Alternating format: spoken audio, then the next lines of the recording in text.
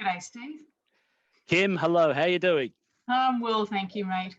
Well, I'm pretty excited to be interviewing you for qagoma and for the event, the Motorcycle Design Art Desire.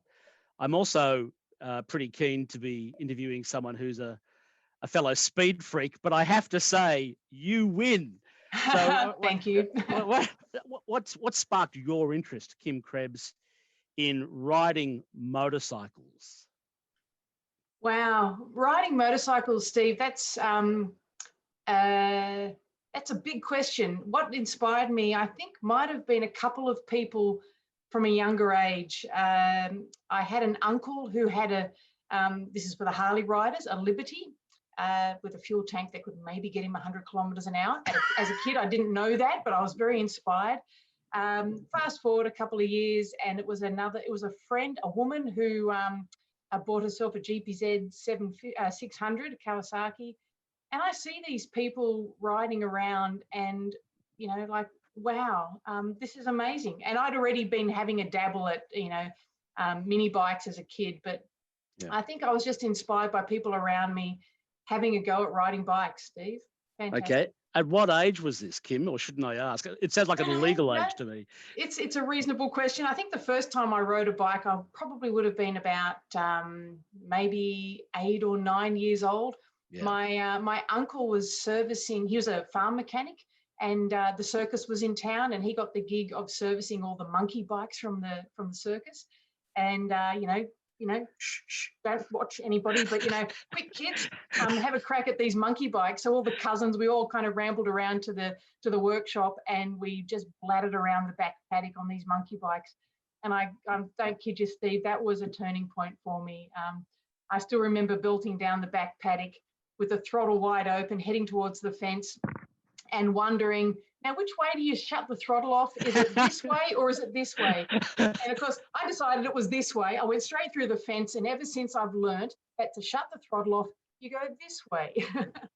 Fantastic. So when was the effect of speed conscious to you? Was it at that point when you ran through the fence? Because there's one thing to be riding motorcycles and enjoying, the atmosphere and the visceral experience, but there's another thing to be pursuing speed. Can you recall when that thirst, that lust occurred? Yeah. So look, I think probably it'd be fair to say that the lust started as soon as I got a mini bike when I was 10 or 11 or something, and I had a racetrack that I set around. We had a couple of acres, and I had this awesome, figure of 8 track that included going through the dam when the dam was dry, and I had jumps everywhere. But it was really only probably once I got a road bike when I was sort of 17, 18 years old, and I just got more competent. And as I got more competent and my circle of friends grew that I was riding with, and yeah, okay, I'm telling stories that I think a lot of listeners will appreciate. We were safely riding at speeds within our safety zone, perhaps on the roads, perhaps not. Yep. And it just was extremely exhilarating, but also really challenging. Could I go within my limits, within the limits of the zone that I'm riding in, and go really fast? And probably then when I went to university, I think actually, Steve, I joined the my university road racing club. We were called the Pine Gully Road Racing Association, which was one of the access routes to the university in Wagga Wagga. And that took me on to a circuit race. So we went and entered the university race meet down at Winton in northeast Victoria. And I had a crack at road racing with my road bike. And that was probably the big turning point of how fast can I go and scare myself, but also break in time. Yeah. Now, Kim, technically, you are a scientist. Or you're educated as a scientist. So my assumption is you understand the laws of physics and how they apply to mass at speed.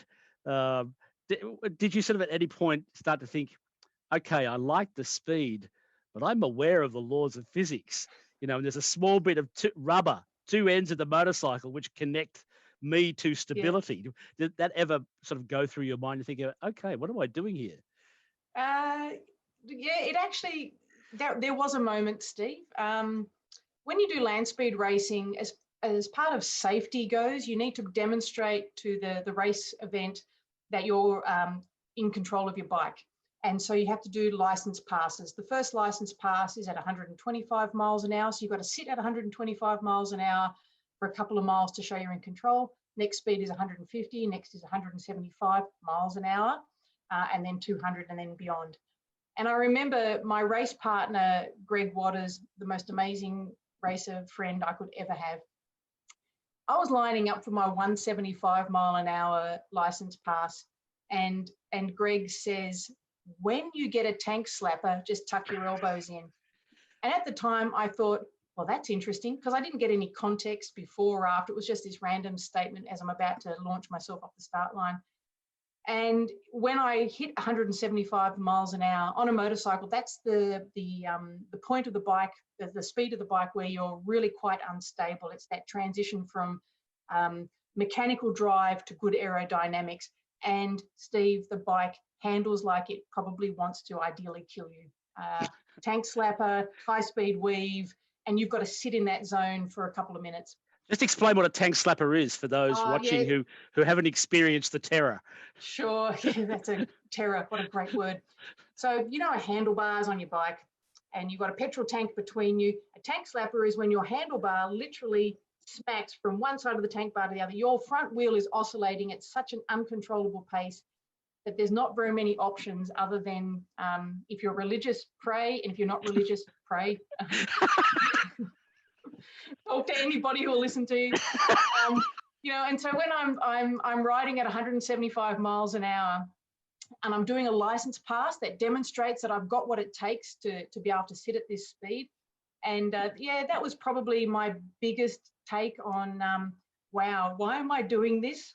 And one of the first thoughts that crossed my mind was, oh, well, if I slow down, the tank slapper will go away. But then instantly I'm thinking, well, no, because then I can't go fast if I slow down. So then my next thought, you know, nanoseconds later is, well, maybe it'll go away if I just sit here for a little while. You know, I think one of the great things about land speed racing is it brings out the optimist in most people. So I just held on, and I've come to terms with the scary stuff. So when you hit that moment at 175 mile an hour and you start to feel like you actually at that point, you realize you're out of control, the instruction is just tuck your arms in and go faster. Yes. And it seems counterintuitive. And was it hard to break through that point, that psychological point? I have to go faster. I'm out of control. Yeah. I have to go faster. Because it was like a staged process, because what you also need to appreciate, Steve, and all the wonderful people listening in on this, is the whole idea of land speed racing is to go as fast as you possibly can. So I had to sit at 175 miles an hour to prove that I was in control. But, you know, I reckon I was probably only 50% throttle. So I knew I could go faster. And one of the amazing things, and again, this is testament to my teammates, Greg Waters and Jim Higgins, is that our bike can go a lot faster than 175 miles an hour. So once we got past that sort of that speed hump, literally, of sitting on 175 miles an hour, the bike actually handles better. And so these days, you know, fast forward, dare I say, 10 years or so, we get through that horrible zone on the bike as quickly as we possibly can. So most of the time we're not impacted by that horrible zone in the go fast world. Well, I want to come to the Suzuki Hayabusa in just a moment, which is featured in the Gallery of Modern Arts exhibition. But for the people watching and listening, they may have seen this moment in a famous movie that I know you love, The World's Fastest Indian. And there's actually a moment when the lead character, goes through what you went through, isn't there? Yeah. Burt Munro, New Zealand land speed racer, who is phenomenal, and he represents almost all land speed racers. He builds everything from scratch, and he gets that tank slapper, but he also gets a very classic attribute of land speed racing. He gets a high speed weave where the bike just dances right across the track and you're just swinging from one side to the other. And what does Bert do? What does Kim do? What does every other land speed racer do? They tuck down and twist the throttle even harder. I'm sure it'll go away. I'll worry about it when I slow down. All right, so let's go. So the Gallery of Modern Art for the exhibition, the Motorcycle Design Art Desire, has in a special section your motorcycle, the Suzuki Hayabusa, in an area dedicated to really crazy fast motorcycles. So tell me about the Suzuki Hayabusa, this motorcycle that was already the fastest production motorcycle in the world, but you and your team tweaked it to be outrageously illegally fast. Well, illegal might be, just depends on where you're playing with the bike, obviously, Steve. Yep. But yeah, look, normally when the Hayabusa rolls off the production line, it's around about that 150 horsepower, give or take. We tune it because we put a turbo on it. We tune it to we can get 500 horsepower consistently out of this bike. Wow. So of course it's turbocharged. So what we run with is also a Gen 1, so generation 1 of the Hayabusa. So it's that late 90s, early 2000 era bike. And we kind of pick it for a couple of reasons why we run that particular model. We also run 750s and 600s. So we're trying to go fast on all sorts of GSXRs, Suzuki GSXR model bikes. And what we actually find is the parts are amazingly interchangeable. So with our 750, we just call that the mini Busa. There are a lot of components within the 750 that just come straight from the Hayabusa. So, you know, it helps us actually minimize the amount of costs. And look, I have to be honest, Steve, Greg, Jim and I, we are a really awesome team, very successful, brilliant at doing the best that we possibly can. But we have no sponsorship. We have no corporate investment behind us. So it's what we can scratch together that counts. And so that also is why we tend to run the Gen 1, so the early 2000 model bikes, because literally we can source parts at scrapyards. We can go on eBay and get wrecked bikes and pilfer the parts that we need. We break engine parts on a pretty regular basis, I'll be honest on that one. But we can go to the wreckers. We're not having to go to modern bikes to buy off-the-shelf expensive parts. So, you know, it's about using what's within our scope. And, you know, these are fuel-injected bikes, but, you know, there's much more capacity to, how will I say this, tinker with the electronics. So our bike, I should say, Steve, it is mostly stock, but we lengthen the swing arm because that gives us greater stability. And we also we're not running stock bodywork, although it's a variation of the bodywork. And we've trialed different ways of cooling the system. So we used to run a plenum and an ice box, and basically our bike was a giant margarita machine. We would, before every run, we'd pour 8 kilos of ice into the bike, and that would go through the plenum and cool everything down so we didn't overheat. But at the moment, well, not at the moment, these days, probably the last 18 months, 2 years, we're transitioning to running the bike on methanol because methanol runs much cooler. Yes, you get it wrong, it turns the engine into a plasma cutter, but if you don't get it wrong, you run the engine cooler and it copes with the fact that you're trying to tease 500 horses out of the engine. All right, there's a couple of questions that I think are worthwhile asking from some of the people watching online. Yep. Do you call Suzuki and say, hey, we're going to tinker with the bike, have you got any advice? Or do they hear you're about to do this and say, hey, listen, we're not sure if the engine can take it? Is there any what's the word, to and fro from the manufacturer? It's nothing like their original production line, but is there anything that happens between the two of you? Look, to be honest, Steve, that would be awesome if there was that kind of sharing relationship, but they're watching us. They are noting what we're doing, but probably more in a covert sort of a way. We're taking their bike where they're not expected to take it. So there's no real formal connection there at all. But yeah, they're eyes wide open on what we're doing. Yeah. All right. You're about to hop on it. So it's an unusual riding position, not terribly different from the production Hayabusa, but it looks to me like it's quite difficult and not at all comfortable. So describe your body change when you actually hop on this 500 horsepower motorcycle, for goodness sake. Sure. Steve, I know just from a previous chat that you and I had that you ride a Ducati. So our seat is even worse than a Ducati seat. Moto Guzzi, Moto Guzzi. Oh, sorry, Moto Guzzi. Oh, my mistake. Well, Cardinal it's better sin. than a Moto Guzzi seat. Cardinal so for all sin. the Ducati riders, our seat is worse than a Ducati rider. Ducatis are known as just being a tea towel over a brick. That's pretty much our seat as well. So when we hop on the bike, when I hop on the bike, it's not a graceful departure from the start line because you can see from some of the images that are scrolling across the screen that there's a cutout for where the feet go, and that's just to improve the aerodynamics. So when you take off, it's not a graceful exit because it's a highly geared bike, so you're just kind of lurching your way off the start line. But you spend that time while you're lurching. Sounds really ungraceful, but getting your feet in the right position. And the way that the bike runs is the turbo kicks in with our Hayabusa. The turbo kicks in at around about 7,000 RPM. The bike redlines at about 9.5.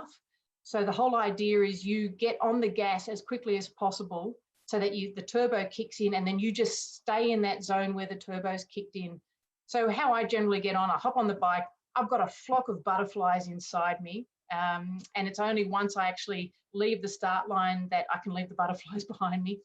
And I spend that first probably 150, 300 meters before I get onto the boost, maybe 500 meters, just kind of settling myself in and putting my feet on, the balls of my feet on the pegs, and then waiting for the boost to kick in. And then I'm not using the clutch to shift gears. I'm just stomping. We run a GP shift on the bikes, so that means the gear pattern is reversed. So rather than clicking up to go up a gear, you stomp down to go up a gear, and I just stomp my way through the gears, making sure I keep that red line, keep the bike up towards the red line. And the faster I go, Steve, the more I tuck myself in. Look, I'm really fortunate. I'm 172 centimeters. Greg's like probably 185 centimeters, maybe even 190 centimeters. He's much taller than me. I can tuck in behind that bodywork so much better than Greg can. Jim's a really strong man. He's a retired firefighter. He doesn't run with bodywork, so he just uses his pure brawn to hold onto the bike. But for me, it's just about tucking in and literally hiding myself behind that bodywork. Kim, at what speed does the turbo boost kick in? Because it's an RPM related thing, Steve, okay. and look, you'd be surprised. No, we don't have a speedo on our bikes. I'll take a punt and say first gear, turbo kicks in, 7,000 revs. We're probably doing maybe about 150 kilometers an hour by the time the turbo kicked in. Maybe a little bit less, but yeah, we're getting the most out of every gear, starting with first gear.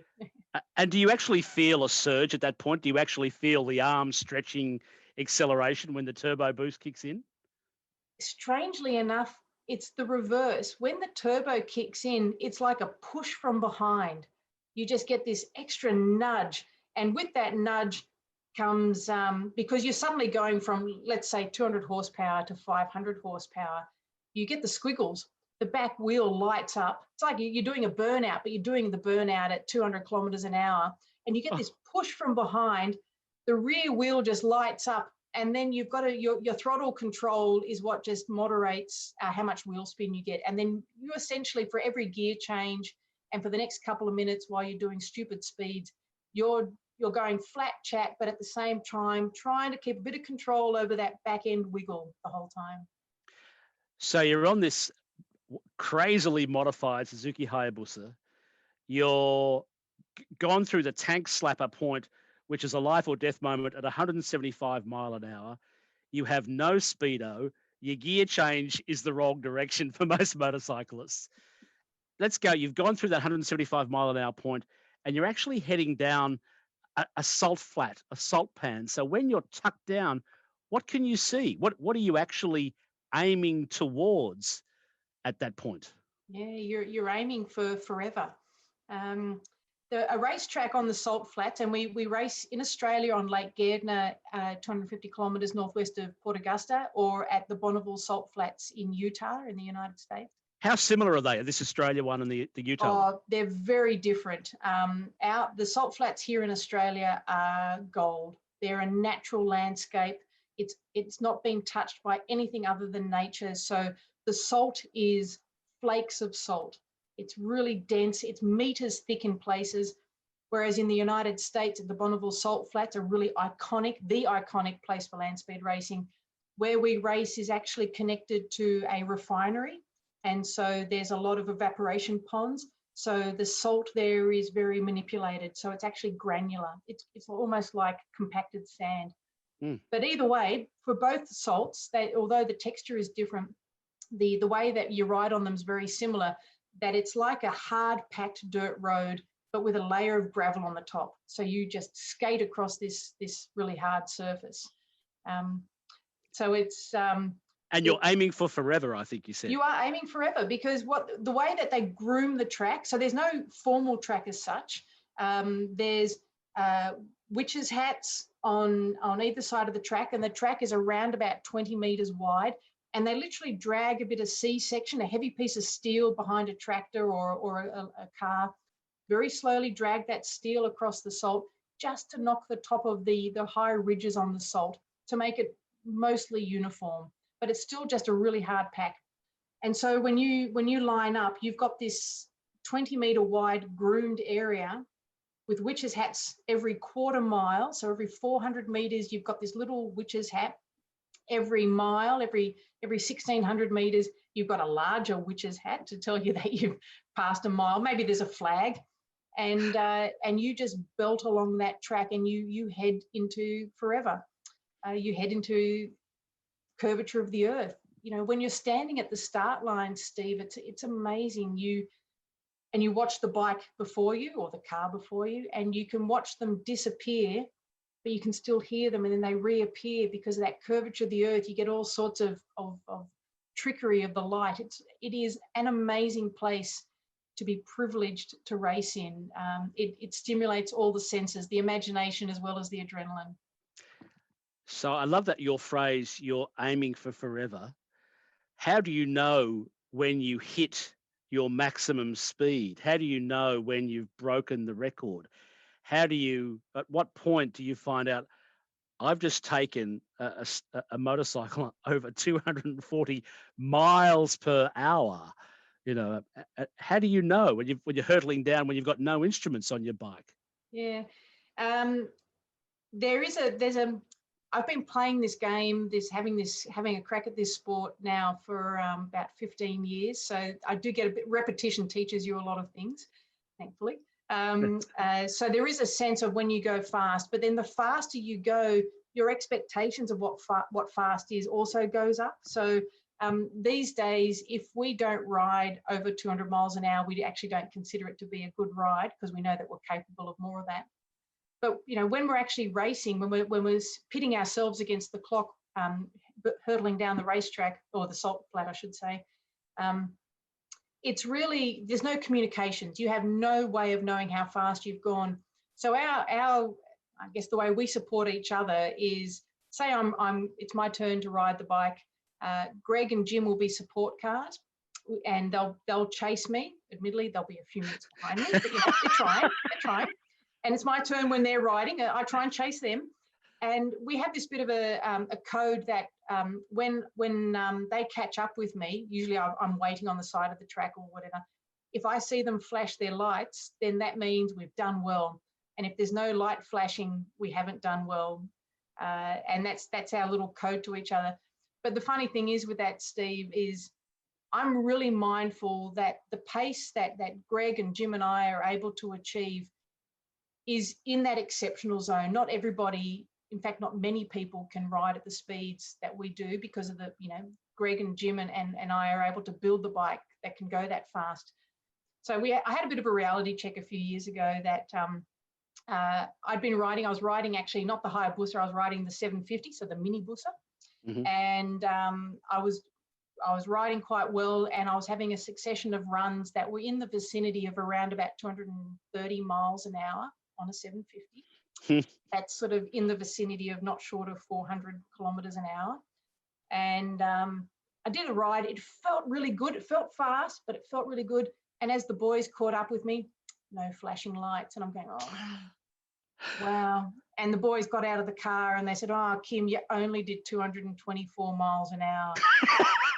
And then I went, oh, wait a second. I only did 224 miles an hour. I only did 4 times the speed limit. Oh, I suppose I can cope with that. So, you know, sometimes we have to reorganize our reality. What's the finish line like? When do you know, is there a finish mark? There's no one there with a checkered flag like in motorcycle racing. Yeah, Steve, the finish line's a complete non-event. You're traveling. So I'm on the bike. I'm hurtling along. Ideally, I go through the finish line at maybe 230, 240 miles an hour. And all it is 2 witches' hats next to each other. That's it. That denotes the end of the measured mile.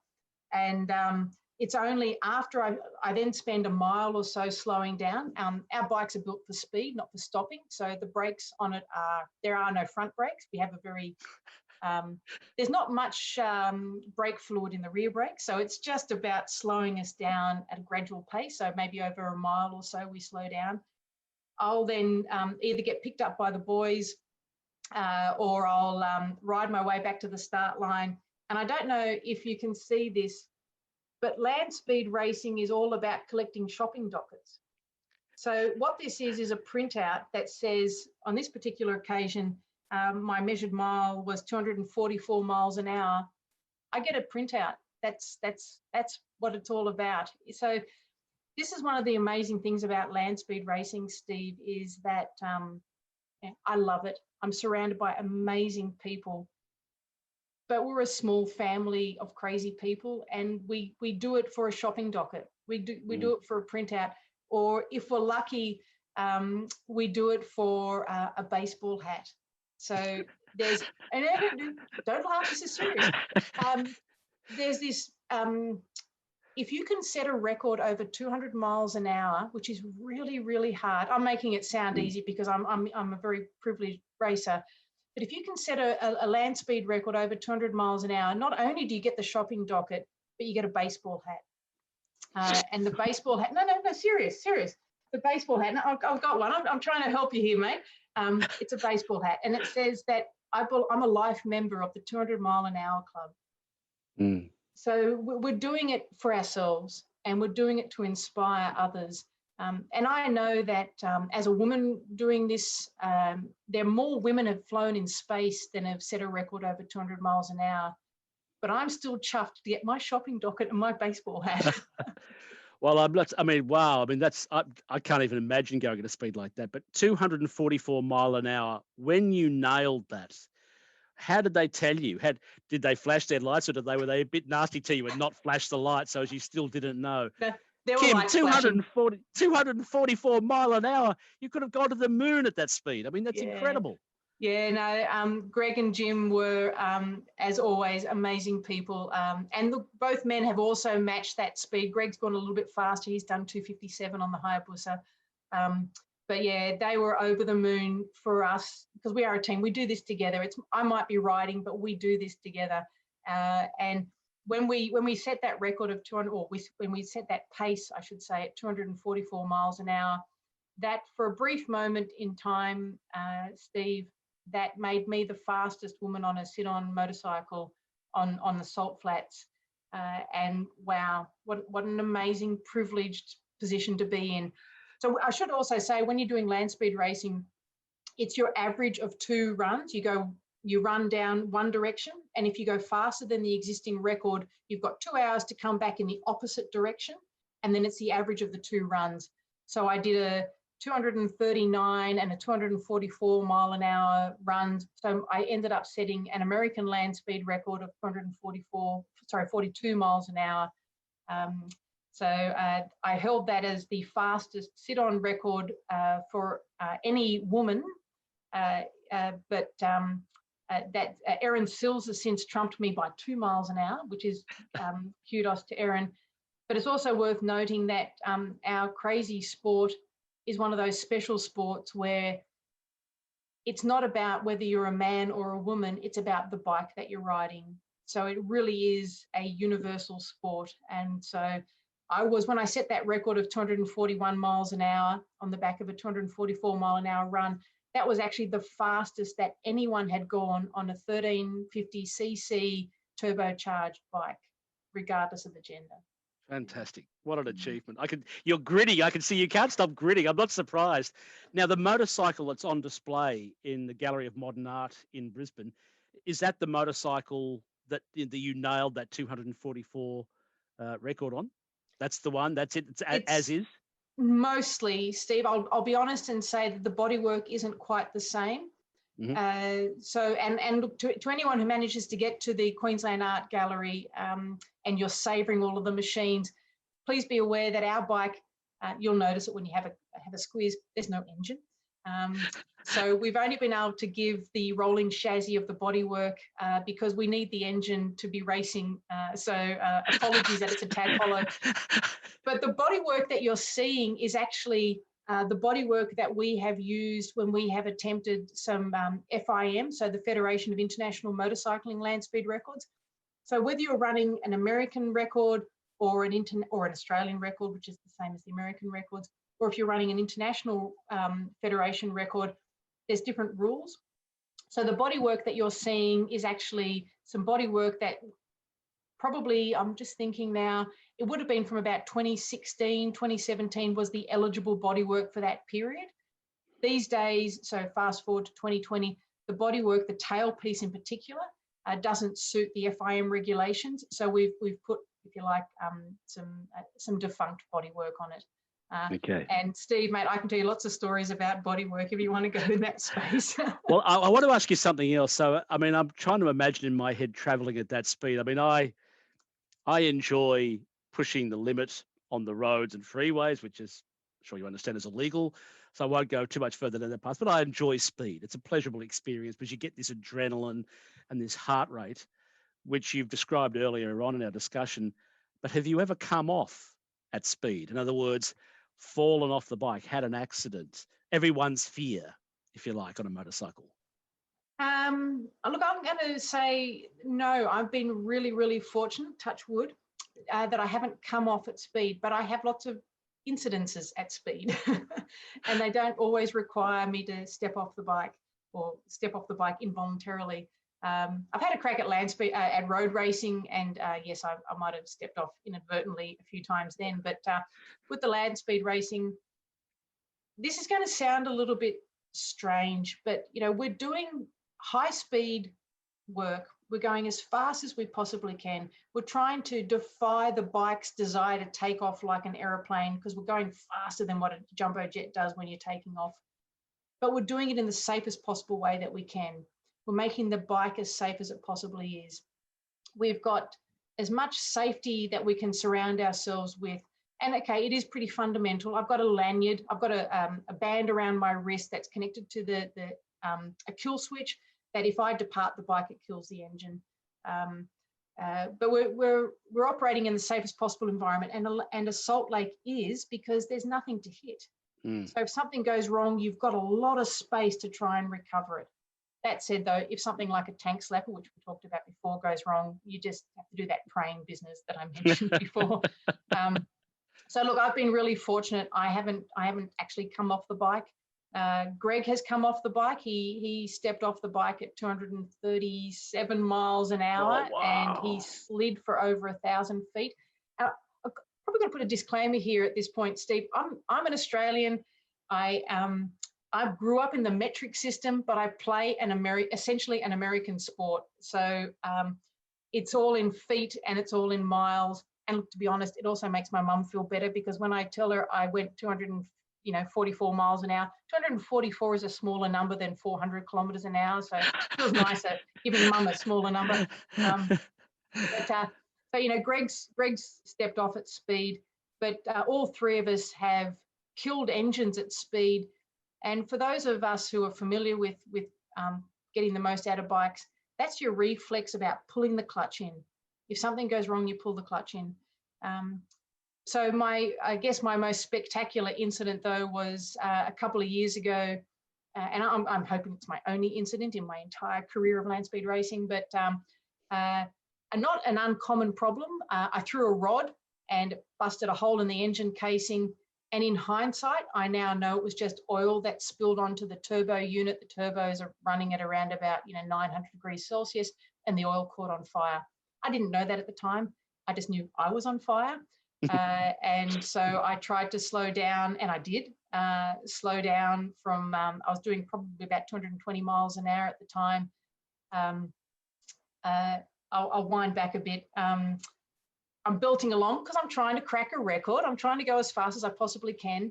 And the engine went bang. Our data, looking at our data later on, there was a couple of seconds delay, which Greg reckons was just me in denial that I'd killed the engine before I pulled in the clutch and switched everything off.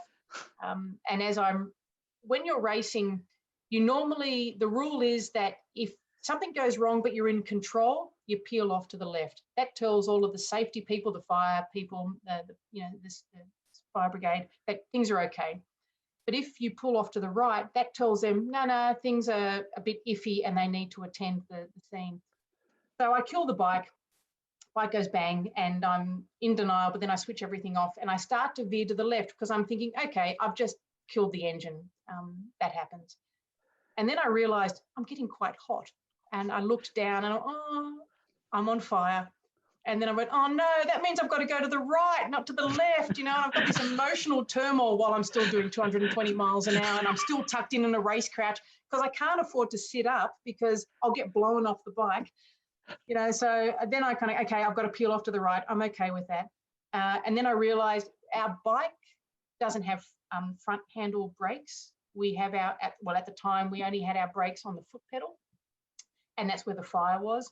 So I would have to stick my foot in the fire, press on the brakes, then put my foot out of the fire to cool my leg down and then put it back in while I'm trying to wash off, my 350 kilometers an hour type speed. And there is an amazing photo that one of the photographers, Scooter Grubb in the United States, he captured some amazing photos of me. In the end, I figured I was going slow enough that I could jump off, and I did. And adrenaline's an amazing thing, Steve. So that's the closest I've had, and hopefully that's the closest I'll ever get to crashing, is I chose to jump off at the speed that suited me. I'm intrigued. So when you've done this, you've broken that 244 mile an hour limit. You've beaten, all of these other people at land speed records. What's the response when you finally get back? Do the other riders come around and say, Kim, you nailed it, or wow, you're amazing? What do they say when they realize that you have done it? You've got that little shopping docket that says 244 mile per hour. Great question, Steve. Racing, land speed racing is a family. It really is. And we've been privileged enough to go to the United States since 2008, racing in Australia. And that family becomes a really cohesive group of people that you really look forward to meeting them every year.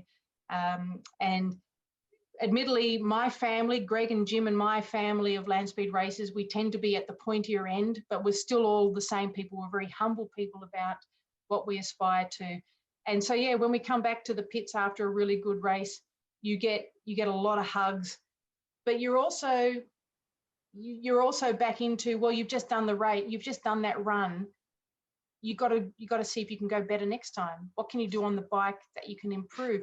So it's only a very short-lived moment where you celebrate, but you basically start diagnosing, well, how can you go better? How can you go faster? And it's also fair to say that everyone else that you're sharing the salt flats with, they're all chasing their own personal goal. My personal goal might be to go faster than 250 miles an hour each and every time, but other people, they've built a bike that maybe their own goal is to go 70 miles an hour. So everyone's chasing their own goals. So when you go back to the pits area where everyone's working on their machines, everyone's focused on doing what they can do for themselves. So yes, they'll acknowledge your achievement, but while you're there during the sunrise, between sunrise and sunset, the focus is really just on how can you look after yourself and look after your teammates. It's only afterwards when you have a beer, or preferably after the race week, that there's a bit more celebration and acknowledgement of what you've achieved. And you come home and show your mum the cap and the shopping docket. I've got the cap, Mum. Look, I've got a shopping docket. Woo! Tell me, you're in a sport that my assumption is it's usually seen as a blokey sport, a male-dominated sport. I think, you said that a woman's since broken your record, but there can't be that many women in this, or am I wrong? No, there's very few women at the at this sort of pointy end of the speeds. There are quite a few women racing. So in Australia, there's only about half a dozen of us who race, and most of us are racing motorcycles. Land speed racing is also a car-based sport. Yep. In the United States, when we're racing in Bonneville, we can have, in a good year, we might have anything up to 20 women racing, which is absolutely sensational, but there'll be 180 men. So we're always going to be in the minority. But I think I might have alluded to it before, Steve. One of the great things about land speed racing is you're there as a person, not as men or women. You're just there as a person. And it's the great equalizer. If you turn up on the salt flats and you have an ego, to be honest, that ego will either disappear because you've realized you need to be humbled, or you don't come back. It is the great equalizer. You are surrounded by amazing people who are chasing their own aspirations, their own dreams. What can I build and what can I do? What can I, as a racer, as a rider, get out of my bike? So it's a very humbling, equalizing sort of environment. So, when we talk about myself or some of the other leading women like Erin Sills and Erin Okonek and some other racers, Becky Angelpaws, we're talking about women who we're going fast, but in amongst a very equal environment. So it's not an official record of being the world's fastest woman or the fastest Australian woman. It's just an incidental addition to being the fastest person on a 1350 turbocharged bike. Well, for those people who are watching and listening online, I'm going to ask some of their questions that they've been sending in just a moment. But are there other aspects of motorcycle riding and the whole culture that you enjoy, apart from frightening your mum with the speeds you go? Is there other parts of the culture and riding that you enjoy? Steve, for me, it is that sense of family that I mentioned before. A couple of years ago at the Bonneville Motorcycle Speed Trials, which is a motorbike only event that runs for a week, usually around about late August every year. One year we got washed out. It happens, we're a weather affected sport. We only get one or two chances a year to do this. We got washed out one year. So we didn't see our family, our racing family, for 2 years. And when we got together, I remember Al Lamb, who's a racer from Texas, he said, as we were all just, enjoying the camaraderie of where we were and what we were doing, he said, that this is like a week-long party interrupted by moments of sheer terror. And the sheer terror is when it's your turn to hop on the bike and go stupid fast. Otherwise, you go back to the pits and you're just back in the zone of just chilling with your mates and tinkering with bikes. So there's a sense of family that will be with me forever and will be with all of us who are land speed racers forever. Okay. What is it? There seems to be, for motorcycle riders, for most, there's an extra element of passion about it. But I'm not sure what that is. Can you describe it? Everyone has a passion in some way, but there is an extra passion involved in motorcycle riding when you know what you're doing could risk your life, yet you still do it. What is that? How do you describe that? I'm not sure if I could really nail that, Steve. There's something about motorcycling. So I've been riding bikes all my life, and I think it's part of that being in the moment, which is a little bit different. We're actually probably considerably different from when you're in a car. When you're on a motorcycle, you become one with the bike. You can smell what you're traveling past. You can feel the temperature as it changes when you pass over creeks or when you get a hot wind passing. You can smell the air. You can feel where you are. You can feel the road underneath you because you are sitting on the tires. Yeah. You just become very present and very much in the moment. when you're riding on the road, whether you're land speed racing, whether you're road racing, you're just really, really present. Whereas I think what makes it different to car driving is you're distracted. Yes, you can be very present, and I don't disregard the people who are very focused, but you've got the radio, you've got 60 gazillion buttons on your dashboard, and you're tinkering with things, you can't figure out your phone.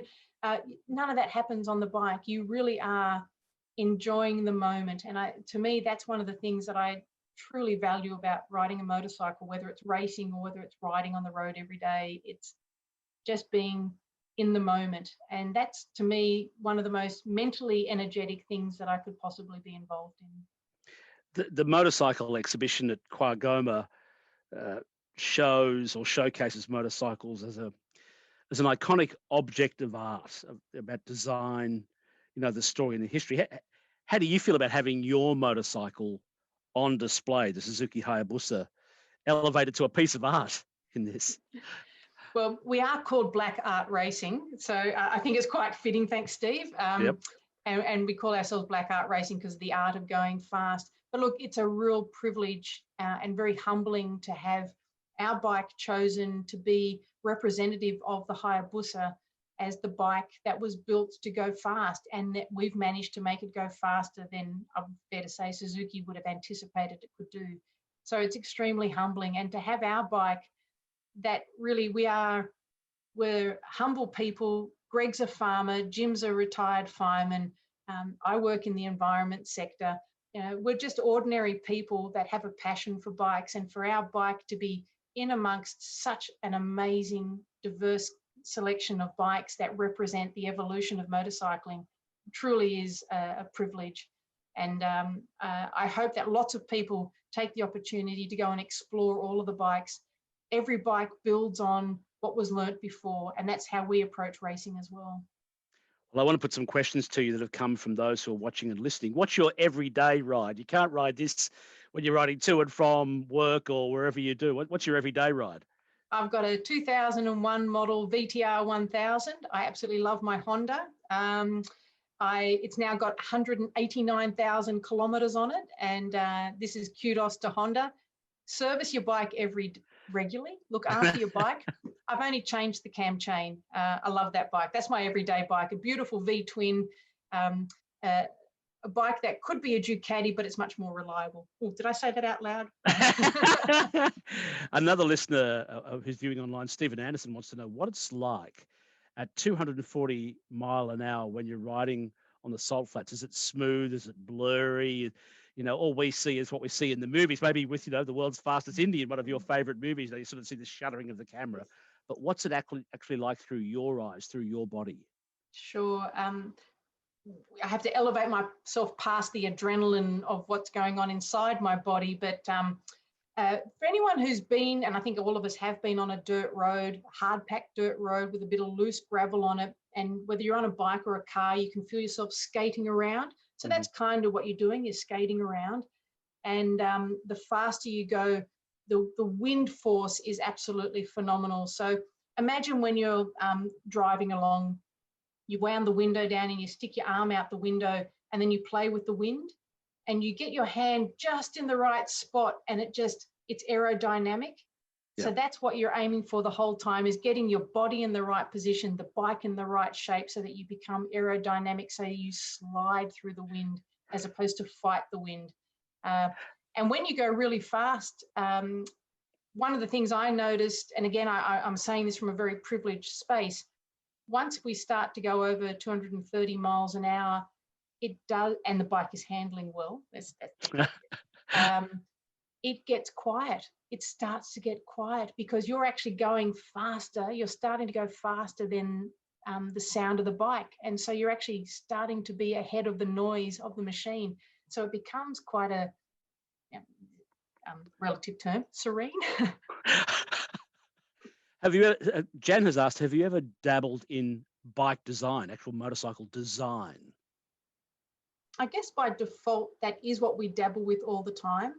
One of the challenges with designing and building bikes that we do to go the speeds that we aim for is it's very much about getting the right shape, the right slipperiness for the bike.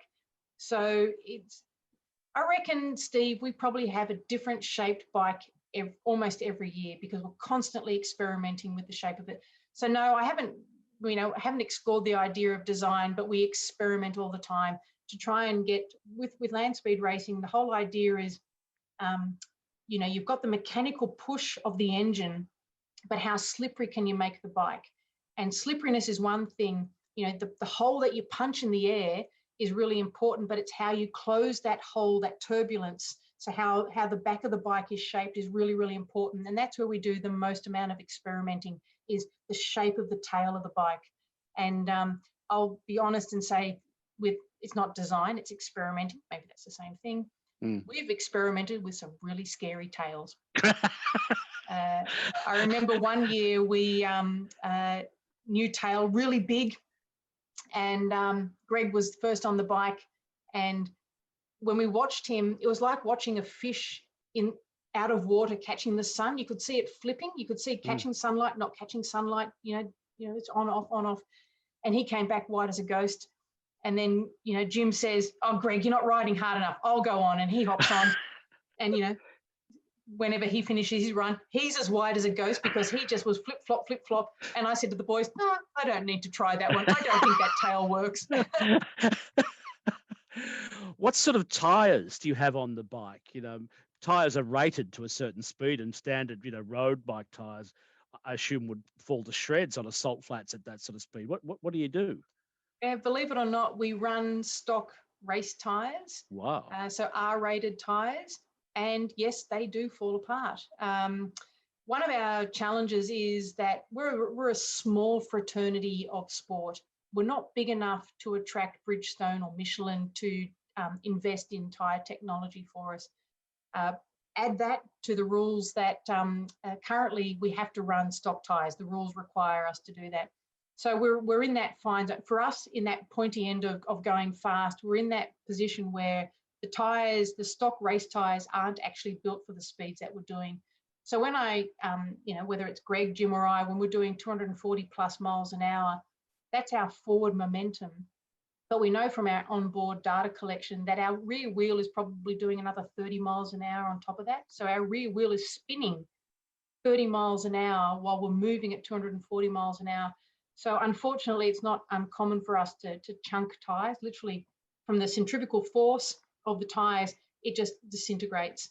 And if anyone's interested in a bit of Googling, if you were to Google Greg Waters, I think it's called Greg Waters 257 mile an hour tyre chunk, you can watch from his view behind the handlebars. It goes from white salt flecks to suddenly black, and it's his front tyre disintegrating in front of him. It was a happy ending. And how much does the bike weigh compared to a normal Suzuki Hayabusa? Yeah. So a stock Hayabusa is around that sort of 210 kilo mark. Our bike is, the swing arm is lengthened. We have swing arms on Hayabusas, on most bikes, are hollow. We fill it up with lead shot. Because we've lengthened the bike, we've got room between the suspension and the wheel to create a box, and in that box we add more lead. So in the end, our bikes weigh in the vicinity of about 400 plus kilos. And the reason why we add all that lead weight, as opposed to road racing, which aspires to a light, nimble bike, we need a bike that's going to stay on the ground. We need ballast to keep traction because we've got so much wheel spin. So yeah, our bikes are generally in excess of 400, 450 kilos. You don't want it to lift off. You don't want it to go for takeoff. Nope. I might have mentioned the speeds that we're doing. A jumbo jet's already at 5,000 feet flying, and we're still on the ground, hoping to stay on the ground. And what's the distance from the start point to the end point of the salt flat? What's the distance that you're traveling? So you have a couple of choices depending on how fast you're going. But for us, we start at the 0 mile, and we use between 2 and 3 miles to get up to speed. And then there's a series of 1 mile speed traps. So you have on the whole, you have a choice of going fast in either the 1st mile trap, the 2nd mile trap, or the 3rd mile trap. And then it's up to you to slow down thereafter. So typically a racetrack is in the order of 8 or 9 miles long, and it only takes us maybe 15, 20 seconds to do a mile once we're at speed. Crikey. Well, Kim Krebs, to wrap it up, you mentioned that you were tweaking or tinkering with engines to make them go faster and thinking about going faster. So what's next? Are you seriously going to go faster than 244 mile an hour? What are you working on? Of course we are, Steve. Oh, what kind of questions that? So my personal ambition is to run the mini Busa, the 750, to run that at over 250 miles an hour. I think that would create a record in the history books that will last a little while. And that, I should say, Steve, that you only borrow records from history. You don't keep them forever. So I'm looking to borrow a couple of record pages. I'd like to do 250 miles an hour on the 750, and Jim, Greg and I are really keen to have the Hayabusa consistently running in that 260 mile an hour bracket. And why we aim for that, Steve, is that it's in really rare air, literally. There is a salt flat in Bolivia. It's at 14,000 feet. It's a logistically remote area to get to, but for turbocharged bikes to be able to run in that thin air, if our bike can do 260 miles an hour at Bonneville, we know that it can consistently run over 300 miles an hour at Bolivia. So yeah, Greg, Jim and I want to sit on 300 mile an hour plus bike. Thanks, champ. And you go to do that when you can. Yes, you betcha. It may not be this year. This year's a bit dodgy, but we'll work on 2021 or maybe 2022, and keen to have anyone who can help us get to that space. We're here to accept their help. I want to squeeze in one more question. I have to wrap it in a moment. I want to squeeze in one more question. Have you ever sidled up to a MotoGP rider and said, "Yeah, mate, you're a bit slow for me"? I had the privilege of meeting Troy Bayliss, and yeah, I did have to tell him he needs to up his game a bit. Yes. Kim Krebs, thank you very, very much for joining us tonight for the gallery. You're welcome, Steve. Thank you, everyone.